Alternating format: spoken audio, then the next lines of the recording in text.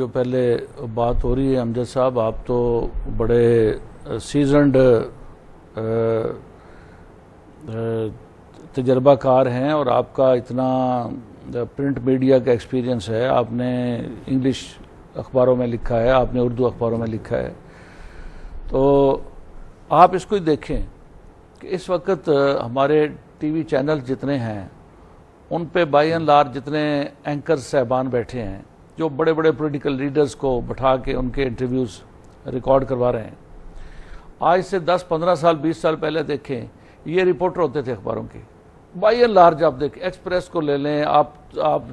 جیو کو لے لیں، آپ اے آر وائی کو لے لیں، آپ کسی چینل کو لے لیں، بڑے بڑے جو اس وقت اینکرز ہیں جو بڑی میچورٹی کے ساتھ، بڑی وزڈم کے ساتھ، بڑی سوچ سمجھ کے باتیں کرتے ہیں۔ کچھ اینکر صاحبان پہلے تقریر کرتے ہیں انٹرویو کے بعد، پھر اس کے بعد جب وہ انٹرویو ختم ہو جاتے ہیں اس کے بعد پھر تقریر کرتے ہیں۔ تو یہ دیکھیں انہوں نے کتنا گین کیا ہے، کتنا لرن کیا ہے، اپنے تجربے سے کتنا سیکھا ہے، اور آج یہ ملک کے ممتاز ترین جو ہے وہ صحافتی حلقوں میں شمار ہوتے ہیں۔ تو آج سے 20 سال پہلے دیکھیں کیا پوزیشن تھی۔ اسی طریقے سے آج سے 20 سال پہلے کے سیاستدان اور آج کے سیاستدان میں فرق ہونا چاہیے، اور یہی فرق سیاستدان ظاہر کر رہے ہیں تو قوم کو خوش ہونا چاہیے، ہمارے پرنٹ میڈیا کو، الیکٹرانک میڈیا کو خوش ہونا چاہیے کہ سیاستدان میچورٹی شو کر رہے ہیں، وزڈم شو کر رہے ہیں، اور جو جمہوری روایات ہیں ان کی پاسداری کرنا چاہتے ہیں۔ باقی رہی بات آپ کی کہ جو چارٹر آف ڈیموکریسی کی بات ہے، یہ دیکھیں امجد صاحب کے چارٹر آف ڈیموکریسی محترمہ بے نظیر بھٹو صاحبہ نے اور میاں نواز شریف صاحب نے دونوں نے مل کے سائن کیا، جب محترمہ بھی جلاوطنی کی زندگی گزار رہی تھی اور میاں محمد نواز شریف بھی جلاوطنی کی زندگی گزار رہے تھے، اس وقت انہوں نے سائن کیا، یہ دیکھ کے کہ اس کنفرنٹیشن سے جس پہ بیک گراؤنڈ میں وہ رگڑا جس کو آپ جس پہ بالکل ایگزیکٹلی جس پہ چلتے رہے اس سے ملک کو کیا حاصل میاں صاحب آج وہ ریئلائز نہیں نہ ہو رہا، ریئلائز ہو رہا ہے، بالکل 100% ریئلائز ہو رہا ہے، اس سے بہتر ریئلائز ہو نہیں سکتا کہ آپ دیکھیں اس وقت حکومت کی کارکردگی کا آپ جائزہ لیں کہ بڑے سے بڑا قومی ایشو جو ہے وار اگینسٹ ٹیرر ہے، جس میں ملک حالت جنگ کی کیفیت میں، اس کو پرائم منسٹر صاحب اور پریزیڈنٹ آف پاکستان اور یوسف رضا گیلانی صاحب پرائم منسٹر آف پاکستان اس کو پارلیمنٹ میں لے کے آئے، آرمی سے ان کیمرہ بریفنگ دلوائی ساری پارلیمنٹ کو، اس پہ ریزولوشنز ہوئے، وہ ریزولوشن جو ہے ان کو اڈاپٹ کر کے ان کے ساتھ صلح کی سوات میں، اور صلح کرنے کے بعد جب انہوں نے صلح توڑ دی اس کے بعد پھر فیصلہ کیا کہ پھر ٹھیک ہے، پھر اللہ مالک ہے، اب ان کی مرضی کی صلح کرنے کے بعد، نظام عدل نافذ کرنے کے بعد اور سوات کے لوگوں کی خواہشات کی تکمیل کرنے کے بعد اگر پھر انہوں نے ہتھیار اٹھا لیے ہیں جو ہتھیار نہ اٹھانے کا معاہدہ تھا،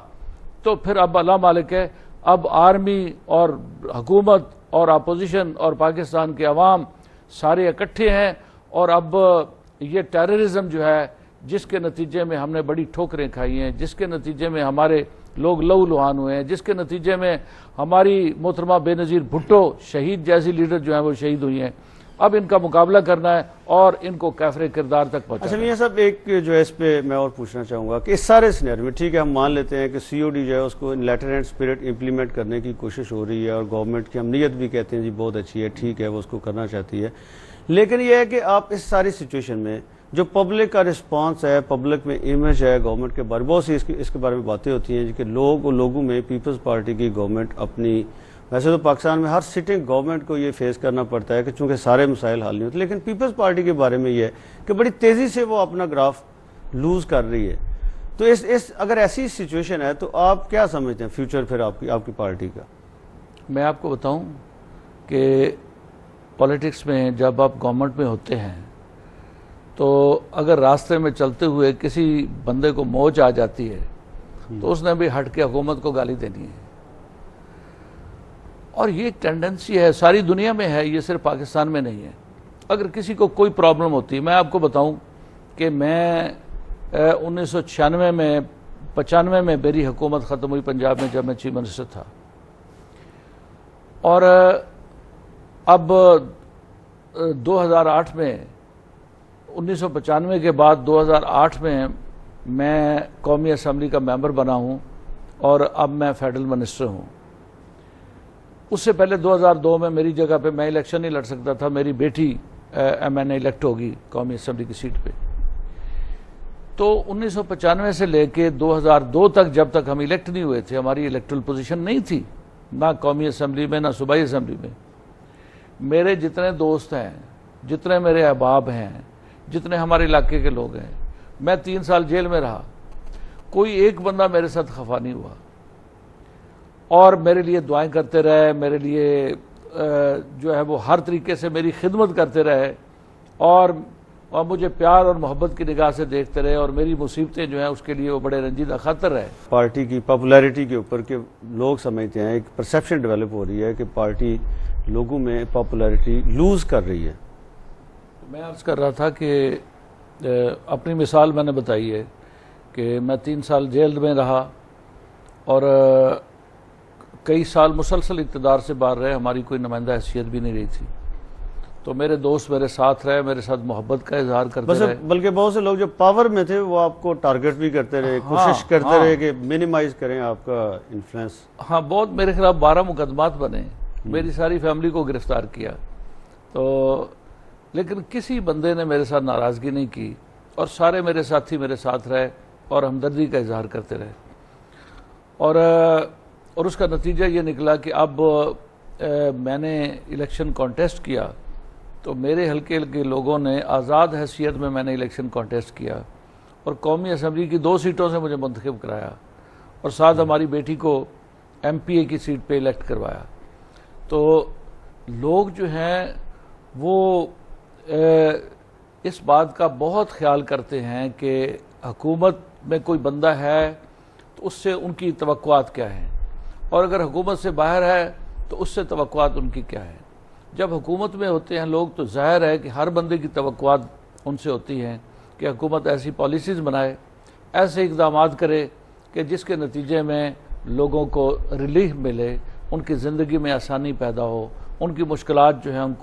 ان میں آسانی پیدا ہو. تو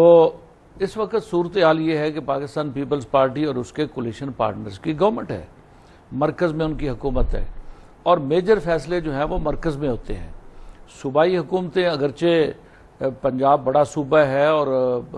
پنجاب آدھے سے زیادہ پاکستان ہے، لیکن صوبائی حکومتوں کی پوزیشن جو ہے وہ ذرا نسبتاً ثانوی ہو جاتی ہے کیونکہ میجر ڈیسیژنز اور پالیسی میکنگ سینٹرل لیول پہ ہوتی ہے. تو اس لیے اب اگر بجلی کا بحران ہے جس کو موجودہ حکومت کے ذمہ نہیں ڈالا جا سکتا کہ پچھلے 8 سال میں 1 بھی میگا واٹ بجلی پیدا نہیں کی گئی اور موجودہ حکومت کے دور میں آگے یہ ساری خرابی پیدا ہو گئی، تو اس کی ذمہ داری اس پہ نہیں ڈالی جا سکتی. لیکن میاں صاحب ایک بات ہے کہ یہ 12 گھنٹے کی لوڈ شیڈنگ، یہ جب نومبر 2007 میں کیو لی کی گورنمنٹ گئی ہے اور کیئر ٹیکر گورنمنٹ، اس سے پہلے یہ 12 گھنٹے کی لوڈ شیڈنگ تو پاکستان نے 60 سال میں کبھی نہ سنی نہ دیکھی.